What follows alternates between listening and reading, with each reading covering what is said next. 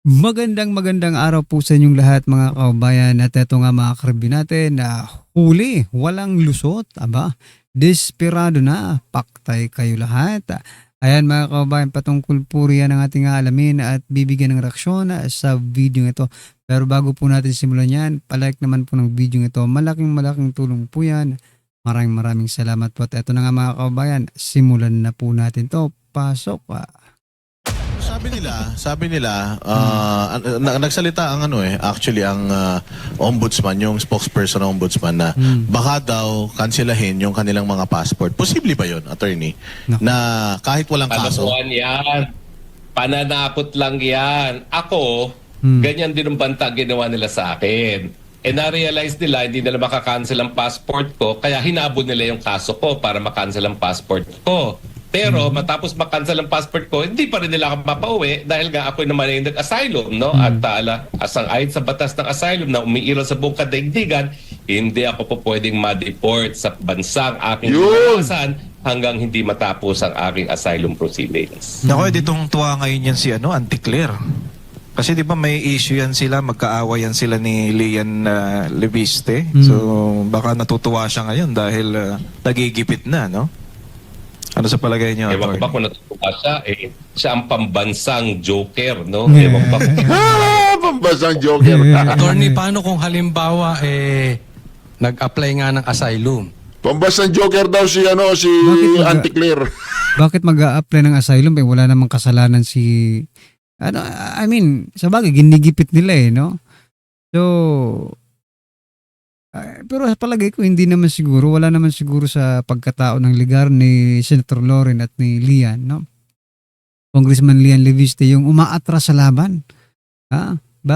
Uuwi yan mga kababayan, uuwi yan. Pambansang joker. Reaction po. Bawiya. 16 vote. Naku po mga ka-reaction. 16 votes rule sa impeachment. Pwede pang mabago, sabi po ni Pinky, mga ka-reaction. Yun. Magkaibigan pala, iisa lang pala ang kanilang likaw ng bituka nila, mga punyeta yan, mga ka-reaction na yan, mga ka-reaction. Mantakin mo, pinagbibintangan pumatay sa tatay mo, ngayon kahut-hutan dila mo na yung anak. O di ba mga katao, wala tayo na ako sa PA.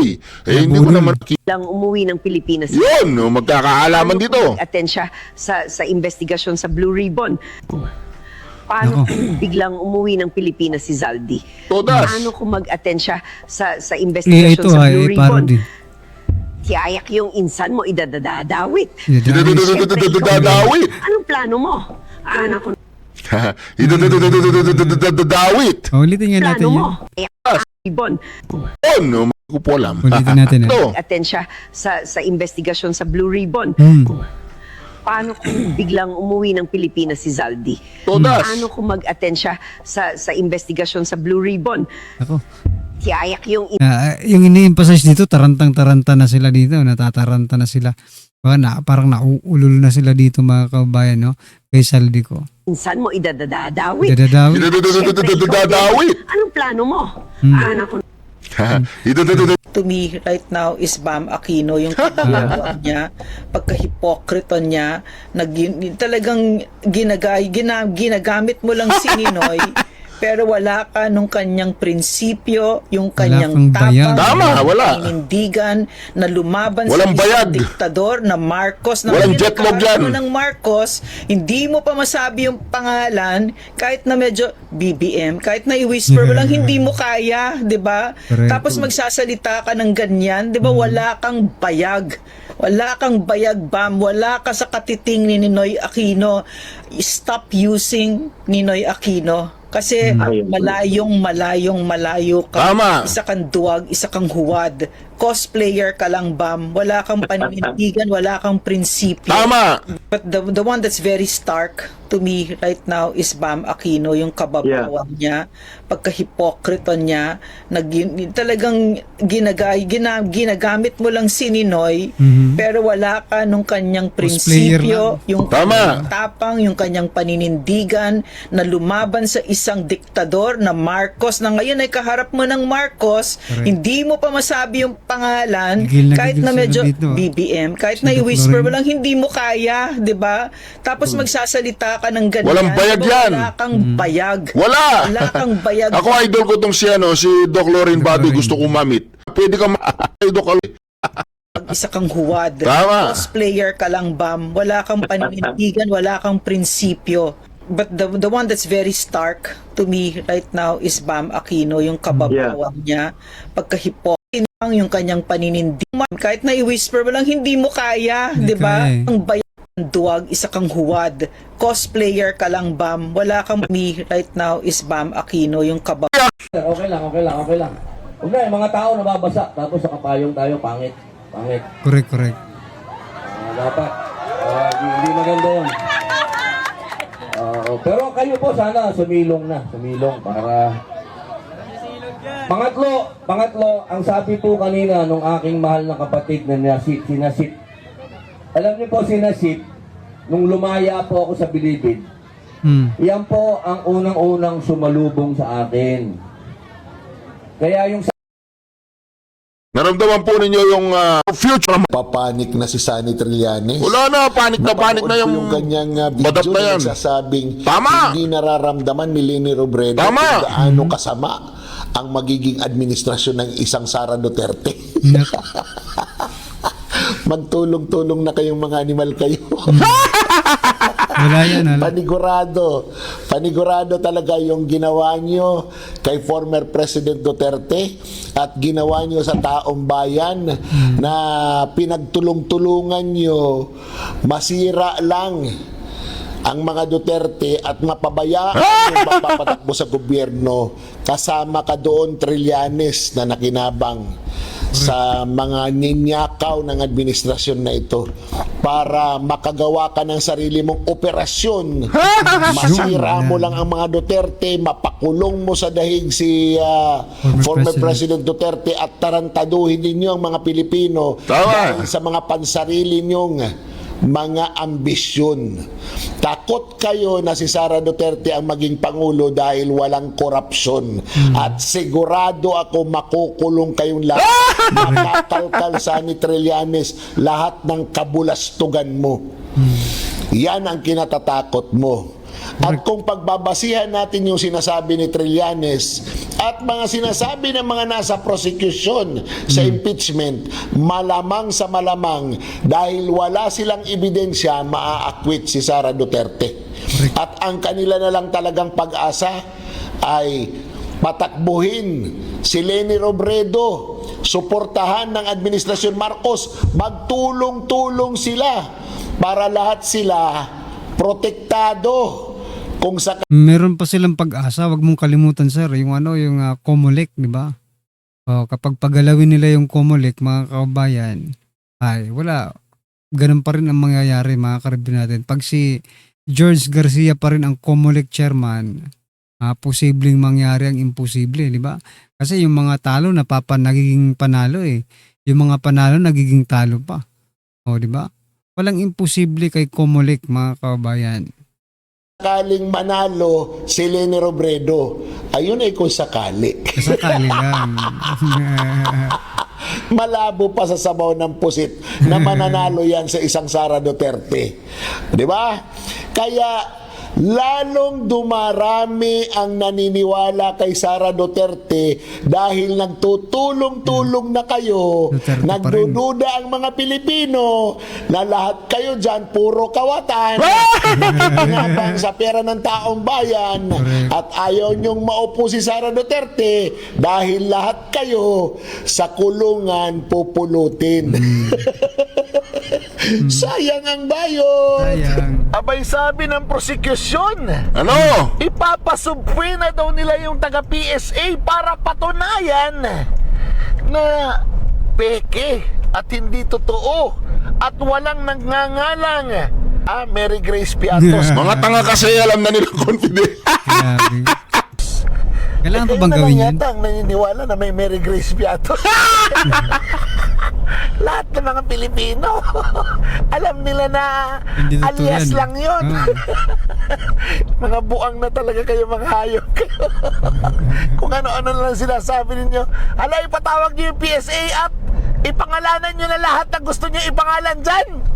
Nang magkaalaman na mga tanga kayo. Dahil kayo na lang ang naniniwala na hindi mga alias yan.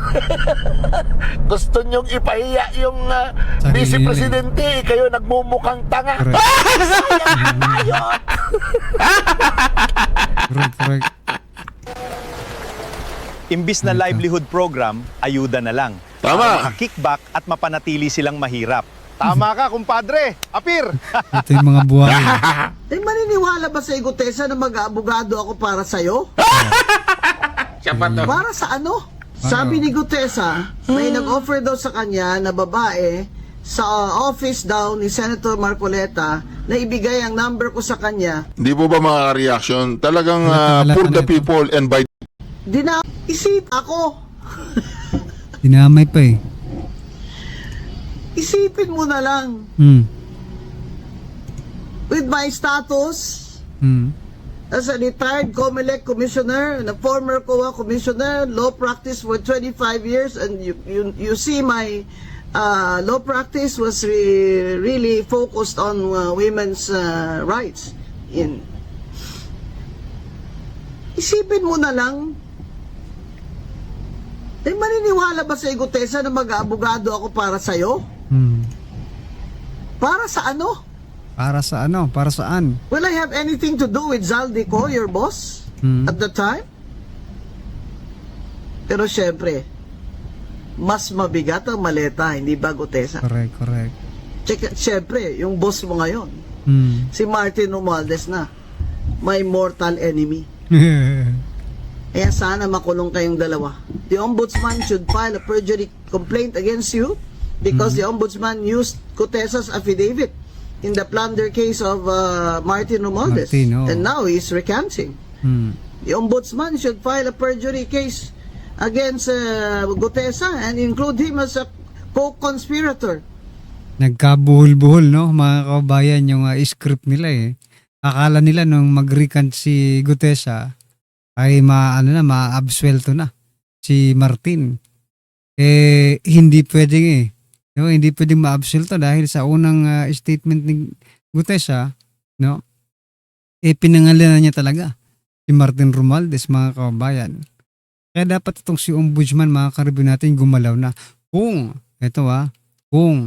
totoong gusto nilang mapanagot si Martin. Pero kung ito po ay for the show, for drama only, mga kabayan, nagkabuhol-buhol po ang script ninyo. In the plunder case versus Martin Romualdez, tingnan mo lang kung makulong mo yan, ombudsman. Kung hindi ba yan iiyak. Gutesa is undermining the authority of the ombudsman. Correct.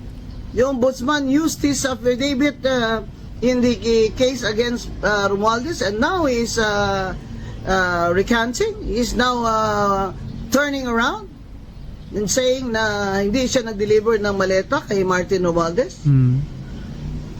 Yung boss mo, si Martin Romualdez, Gutesa, mortal enemy ko yan. Makukulong din yan. Ikulong na si Martin Romualdez! Confidential funds dahil doon na pinaiikot ng mga members ng House of Representatives. Tama, doon ang pinapaikot yung ang usapin ngayon. At ito pa, mayroong bagong pakulo itong si Pinky Lacson na mga Tapos na sana ito kung sumagot lang siya sa amin noon. Tapos na sana ito kung nagsalita lang siya noon. Pero hindi kasi makatotohanan yung sinasabi nila na hindi ako sumagot. Kasi kung maalala ninyo, noong nagbukas sila ng hearings in aid of legislation sa Committee on Governance ng House of Representatives, makikita nyo doon, noong unang-unang hearing, nandoon ako para sumagot. Nagbigay ako ng opening speech, sinabi ko sa kanila na ito ay fishing expedition sa kawalan ninyo ng ebidensya sa paggamit ng confidential funds. Tapos, ginawa nilang malaking issue yung hindi ko pag-oath. Hindi malaking issue yon dahil nakalagay sa rules nila at binasa ko pa ulit-ulit yung rules ng House of Representatives. Kinonsulta ko pa ang isang abogado, dalawa kami nag-usap. Sabi ko, nakalagay dito, witness lang ang mag-oath. Ang resource persons ay hindi kailangan mag-oath. Pwede kang mag-cooperate, pwede kang sumagot, pwede kang magsalita, pero hindi mo kailangan mag-oath. So yun yung pinaglalaban ko doon. Kasi may rules kayo, sundin naman natin kung ano yung rules ng House of Representatives. Pero gusto talaga nila mag-oath ako, umupo ako doon, at kahit ni isang tanong, wala silang ibinigay sa akin. Napapansin ko na lahat ng tanong nila doon na sa ibang resource persons. So nagpaalam ako kasi sinasayang nila yung oras ko doon eh. So nagpaalam ako sa chairman ng chairperson ng Committee on Good Governance. At sinabi ko, alis na ako. Maayos naman siyang nagsabi na, okay, sige, alis ka na. Ni-release niya ako, pinaalis niya ako, nagpaalam ako maayos. Kung yung pangalawa, kung maalala ninyo, pangalawang pagpunta ko doon, ay nandoon ako para umappear ulit sa kanilang hearing. At umupo ako doon at sinamahan ko yung mga Office of the Vice President personnel na nagdesisyon na pumunta sa hearings. Tapos, syempre, walang dumidepensa doon sa mga kasamahan ko sa OVP. Ang nangyayari kasi kapag ordinaryo ka na empleyado ng gobyerno o ordinaryo ka na mamamayan, hindi ka pwedeng magsalita doon na ikaw yung tama. Lagi yung congressman yung tama at hindi ka na pwede magsalita kapag sinabi nilang hindi ka na pwede magsalita. So sinabi ko sa kanila na walang dumidepensa sa Office of the Vice President. So hinamon nila ako. Sabi nila, o sige, pagsalitain ka namin kapag nag-oath ka. So nag-oath ako.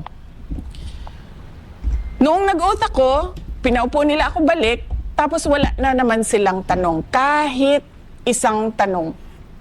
Noong nag-collapse na yung isang kasamahan namin, si Acosta, doon ako nagpaalam ulit. Sabi ko, alis na ako. Kasi kailangan ko puntahan sa hospital. Yung kasama ko, pumayag naman sila na umalis ako. Na wala silang kahit isang tanong. Ang totoo niyan, wala silang maitanong sa akin kasi hindi handa yung script nila sa mga tanong. Correct. Kung makikita nyo sa mga hearings nila, may binabasa yan sila na script. At yung script na yon, gawa yon ng abogado. Kasi nga, isa siyang fishing expedition for evidence. Naghahanap sila ng kung ano yung pwede nilang gawing ebidensya. Kaya sila nagbabasa. Kapag wala doon, hindi nila masabi.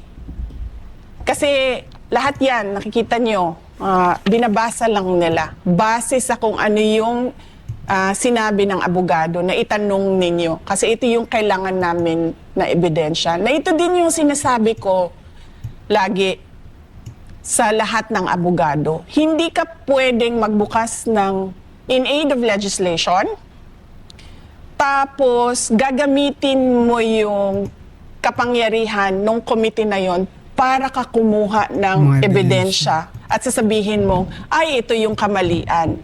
Nakikita na namin. Hindi pwede yun.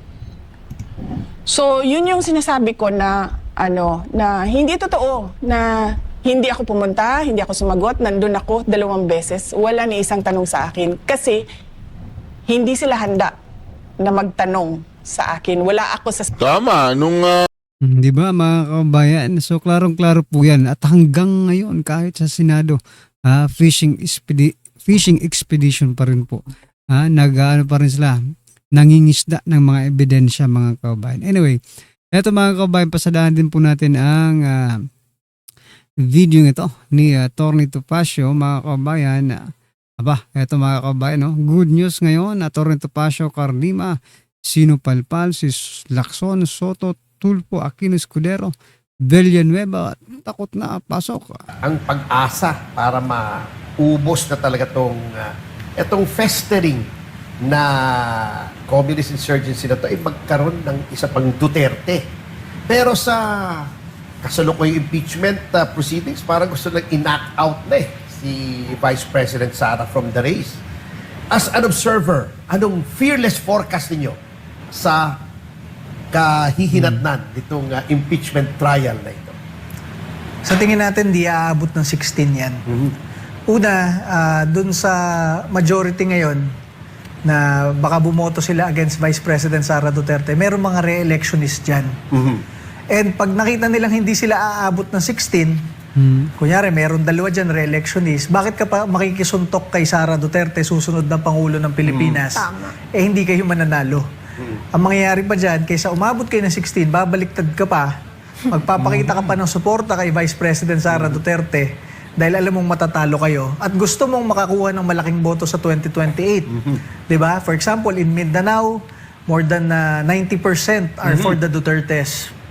Visayas, almost 70% are for the Dutertes. OFW votes for the Dutertes. Paano kung mananalong senador kung ikaw ay susuntok kay Sara Duterte? And you'll be surprised, even Luzon.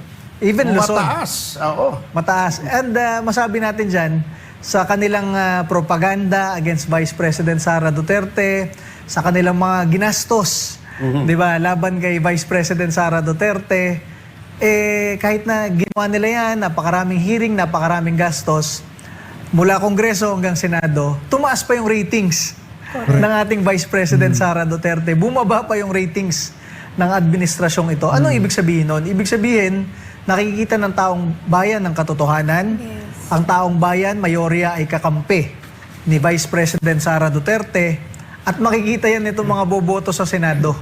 Hindi sila aabot ng 16 at yung matitira doon, babalimbing pa yung ibang re-electionist kasi gusto pa nilang manalo sa 2028. At masabi ko sa inyo, it is just 14 months before the filing. It is 21 months before the elections. Ang bilis ng oras, ano? Next year, makakita ka dyan, maraming kongresista. Desyembre next year, Duterte na uli sila.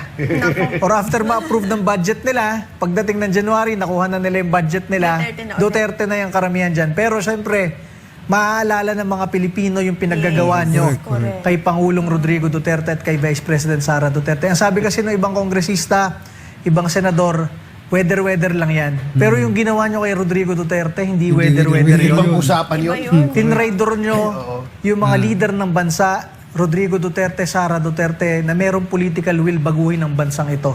At dahil dyan nalugmok ang ating bansa, ganito na ang estado ng ating bansa, halos failed state na. Baksak ang piso, baksak ang stock market, ang kriminalidad tumaas na uli, yung mga baha, lumala yung baha. Correct. Dahil yung mga flood control peke, di ba? Saan ka nakakita ng ganon? Ang naghihirap milyong-milyong Pilipino at yung milyong-milyong Pilipino na yon, alam ang katotohanan na kailangan uli ng isang Duterte na may political will para dalhin sa tunay na pagbabago ang bansang ito. Sabi na suportahan natin si Vice President Sara Duterte. Alam nyo hindi tao na plastic. Alam nyo kapag ayaw sa inyo ni Sara Duterte, hindi talaga kayo papansin. Hindi yung makikipagplastikan sa inyo. Yan ang mga kailangan natin. May political will, isang abogada, isang colonel sa reserve force, talagang merong isang magulang, isang nanay. Alam mo na merong direksyon ng ating bansa under Sara Duterte. Tama. Anyway, speaking of kay Sara, natatandaan ko meron tayong kapihan, parang presko na galit ka doon sa nung nabasa mo yung affidavit ni Ramil Madriaga. Ayan, ano bang, bakit parang sabi mo pa, parang gusto mo nang uminom ng Lipitor pagkatapos nung mabasa mo. Ano bang kinagalit mo noon? Hindi, mapapainom ka talaga ng losartan. Losartan ba? Una, from my time in government, tapos hanggang kina Vice President Sara Duterte sa Davao, kaibigan naman natin lahat ng mga naging PSG commanders, ng mga Presidential Security Group commanders. Tinanong natin kung kakilala nila si Ramil Madriaga, hindi nila kilala. Tapos, ang pakilala ni Ramil Madriaga last year, siya daw PSG, tapos siya daw nagtayo ng VP PSG, tapos siya daw yung bagman ni Pangulong Duterte and everything. Pag tinignan mo yung affidavit niya, he was a member daw of PSG, of NICA, tapos nagtrabaho pa sa NBI, lahat na So napaka-imposible na. Ayan, nakita ko tuloy yung pagmumukha. Mukha talagang... Parang si James Bond na siya. Talaga namang talo. 007 no? 000 Talaga namang talo pa Oh. Anyway, with your kind permission, Ina, follow-up ko lang, ano? Kasi, Kasi, isa pa naging viral yung exchange ninyo ni Raul Manuel. Na may sinabi yata siya na parang sabi mo, bumalik ka pa, pupunta ka ng Laguna. Bumalik ka dun sa yung, yung Kamuning Bakery. At yung sinabi ni Raul Manuel, nagkaroon ng backlash. Backlash. Hindi, nagkaroon ng backlash. Backlash. Ano pa yung pinagawa niya noon? Baka pwede bang sariwain mo? Ang ganda ng exchange niya, walang, parang tameme si Raul Manuel doon Ayun, buti ma-explain ko sa inyo. Kasi sa government, when you spend your office funds, lagi naman may COA Audit Observation Memo, AOM. Diba? Kunyari, yung ginamit mong, yung binili mo o yung pinrocure nyo, hindi pa ginagawa nung dati mong mga NYC chairman, mag-AOM sa'yo talaga COA. So ako, kinausap ako ng DILG noon na gusto nating mag-anti-NPA seminar sa mga SK president. Kasi paano mo ipe-prevent yung recruitment ng NPA sa mga kabataan kung yung mismo mga SK president hindi mo na orient, di ba? Oo, syempre ayaw ni Raul Manuel yan. Ayaw ni Raul Manuel. Bigla kang sasayawan nun. Ng TikTok, no? So dinala namin yung mga SK president buong bansa dito sa Metro Manila. Nag-seminar lang sila tungkol sa about NPA, kung paano sila hindi mare-recruit. Ang gastos siguro ng office ko noon parang 600,000. Grabe. Pero ako, dahil minsan naglalabas pa ako ng sarili kong pera para, kunyari, pang bus nila, ganon-ganon. Ang tagal kasi minsan ng sistema sa government Ang tawag dyan pro bono. Ganun, Puro abono. Puro abono. So gumastos ako 600,000. Then after a few months, nag-AOM si COA. Tinatanong kung bakit nag-seminar tungkol sa NPA. Hindi naman daw ginagawa ng mga NYC chairman dati yon. Sumagot ako. Sabi ko, hindi ko naman kasalanan kung hindi naisip ng mga dating NYC chairman yon. Ang nire-recruit ng NPA, hindi naman matatanda, puro kabataan. Youth. So kailangan ko i-recruit kailangan ko i-orient yung mga kabataan, leader kabataan, para sila hindi ma-recruit at yung mga kabataan sa probinsya nila hindi rin ma-recruit. So nung in-explain ko yon, one pager lang naman, approve kay COA. So okay na, wala nang problema. Kasi kung hindi approve yun, kailangan mong bayaran Ngayon si Raul Manuel lumabas sa Kongreso, dala-dala yung initial na AOM na yon, yung tinatanong ako. Tapos nag-speech doon, anong ginawa mo dito, Mr. Cardema, ganun-ganon. Hindi namin i-approve yung NYC budget next year dahil meron kang ganito. Hindi ka naman makasalita nung nagwawala siya sa Kongreso. Hindi ko naman ma-explain na wala na yan. In-explain ko na yan sa COA, naintindihan na nila. So, taray ni Akla, no? Oo, taray ni Raul Manuel So, nag-ano ako, nasa siya, Kamuning Bakery, tapos nakita ko siya doon, bumabanat pa rin sa akin. Di nag-U-turn ako sa SLEX, attorney. Punyantahan ko sa Kamuning Bakery. Di sinugod ko doon. First time namin magkaharap doon. Sabi ko, yan. Sabi ko, dito mo sabihin yung sinabi mo sa Congress. Pag dito mo sinabi yun, kasuhan kitang libel kasi talagang walang ka-issue-issue yung ginagawa mo. Hindi naman niya masabi. So, 2 oras kami dyan Ganun-ganun siya. Ganun-ganun. Ewan ko anong ibig sabihin. Tapos nung tinanong ko na siya, ba't hindi ka nagsasalita tungkol sa recruitment ng NPA? Di lalo na siyang namula, hindi na niya alam. O siya, siguro namumula dahil nahihirapan na siya. Ako namumula na dahil nagagalit ako sa kanya. Sabi ko, bakit tayo nagpapasweldo na isang government official katulad mo na kapag napapatay yung mga pulis at sundalo, yung mga kabataan sa bundok, hindi ka naman nagkokondena. So, ayan, ganyan naging usapan. Simula nun, hindi na ako in-engage na ni Raul Manuel. Napahiya na yata. Ayun yun. Feeling ko nga hindi po Viral siya na yan. namumula eh. Feeling ko nagba-violet siya dyan. Baka naman nag-blush yung nakita ka. Ay, Ay! So, Chairman, may iba naman ako, no? Going back to 2017, nabalitaan ko na si VP Sara po ang nag-officiate ng wedding yun ni Kong Ay. Michelle sa Davao City, no? Oo. Having known her for many years, ano po sa tingin nyo ang side ni VP Sara na hindi nakikita ng publiko bilang kaibigan niyo po siya ng matagal na panahon? Una, kasi parang kung ano naman nararamdaman ni ma'am, pinapakita niya talaga sa publiko eh. Oo. Yung katulad nga ng sabi ko, hindi naman siya plastic. Kung Totoo yan. ayaw niya sa'yo, lalo sa ibang politiko na balimbing, hindi ka talaga pansinin eh. Sino po yan? Yung politikong bilimbing? Maraming balimbing. natin Oo. sa pangalan. Lilista na natin lahat yan. No? Pero si ma'am talagang maasikaso sa kanya mga anak. Gusto nga niyang mauwian lagi yung mga anak niya. Tapos kay Ninong Mans, kay Attorney Mans, lagi sila magkasama.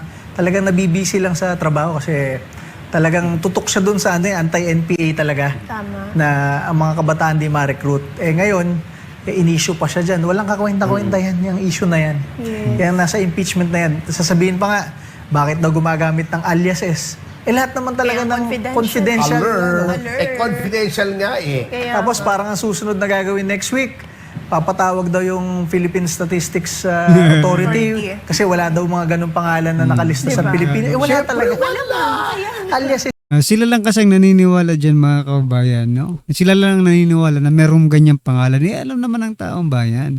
Sabi nga ni Atty. Roy Nagwanson, ay ni Doc Lorraine Badoy, di ba, na kayo lang ang naniniwala dyan. Alam ng taong bayan, buong bansa, buong sambayan ng Pilipino, hindi lang dito sa Pilipinas, maging sa ibang bansa, mga kabayan, naniniwala na alias lang ang mga yan. Pero kayo, ini-insist ninyo. Anyway, ano po ang inyong masasabi dyan mga kabayan? Just comment down below. Maraming salamat po.